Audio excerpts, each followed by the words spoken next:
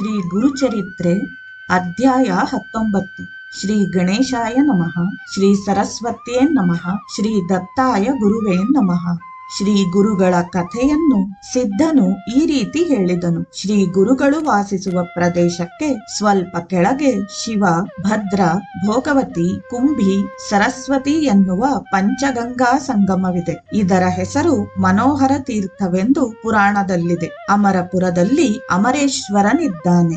ಆತನ ಸನ್ನಿಧಿಯಲ್ಲಿ 64 ಜನ ಯೋಗಿನಿಯರಿದ್ದಾರೆ. ಅಲ್ಲಿಯೇ ಹಲವಾರು ಶಕ್ತಿವಂತವಾದ ತೀರ್ಥಗಳಿವೆ. ಔದುಂಬುರ ಮರವು ಬಹಳ ಪ್ರಶಸ್ತವಾದದ್ದಾಗಿದೆ. ಶ್ರೀ ಗುರುಗಳು ಅಲ್ಲಿ 12 ವರುಷಗಳು ತಪಸ್ಸು ಮಾಡಿದರು. ಅಮರಾಪುರದಲ್ಲಿ ಅದೃಶ್ಯವಾಗಿರುವ 64 ಜನ ಯೋಗಿನಿ ಮಾತೆಯರು ಶ್ರೀ ಗುರುಗಳನ್ನು ಆಹ್ವಾನಿಸಿ ಅವರಿಗೆ ಭಿಕ್ಷೆಯನ್ನು ಸಮರ್ಪಿಸುತ್ತಿದ್ದರು. ಸ್ವಾಮಿಗಳು ಆ ರೀತಿಯಲ್ಲಿ ಭಿಕ್ಷೆ ಮಾಡಿದ ದಿನ ಅಮರಾಪುರಕ್ಕೆ ಹೋಗುತ್ತಿರಲಿಲ್ಲ. ಶ್ರೀ ಗುರುಗಳು ಭಿಕ್ಷೆಗೆ ಬಾರದ ದಿನ ಅವರು ಎಲ್ಲಿರುತ್ತಾರೆ?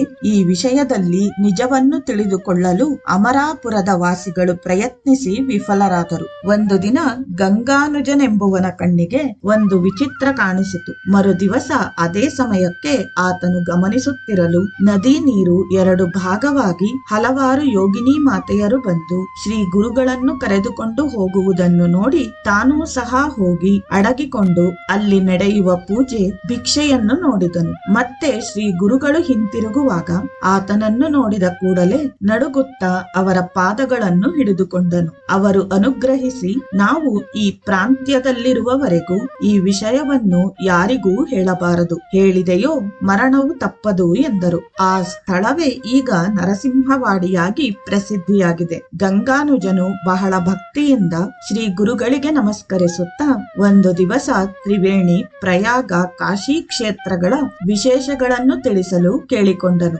ಶ್ರೀ ಸ್ವಾಮಿಗಳು ಆ ಮಹಾತ್ಮೆಯನ್ನು ತಿಳಿಸಿ ತಮ್ಮ ಪಾದುಕೆಗಳನ್ನು ಹಿಡಿದುಕೊಳ್ಳಲು ಹೇಳಿ ಆತನನ್ನು ಕ್ಷಣಕಾಲದಲ್ಲಿ ಆ 3 ಕ್ಷೇತ್ರಗಳಲ್ಲಿ ಸ್ನಾನ ದರ್ಶನಾದಿಗಳನ್ನು ಮಾಡಿಸಿದರು. ನಂತರ ಈ ಸ್ಥಾನಗಳಲ್ಲಿ ಸ್ನಾನವನ್ನಾಚರಿಸಿದವರಿಗೆ ತ್ರಿಸ್ಥಳಿ ಯಾತ್ರೆಯ ಪುಣ್ಯ ಉಂಟಾಗುವುದೆಂದು ಹರಸಿದರು. ನಂತರ ಯೋಗಿನಿ ಮಾತೆಯರೊಡನೆ ಸಹ ತಾನು ಅಲ್ಲಿ ಔದುಂಬುರ ಮರಗಳಲ್ಲಿ ಅದೃಶ್ಯರಾಗಿರುತ್ತೇವೆಂದು ಹೇಳಿ ಆ ಸ್ಥಾನವನ್ನು ಬಿಟ್ಟು ಹೋಗಿ ಗಾಣಗಾಪುರವನ್ನು ಸೇರಿ ಅಲ್ಲಿ ಭೀಮ ಅಮರಜಾ ಸಂಗಮದಲ್ಲಿ ವಾಸಿಸತೊಡಗಿದರು.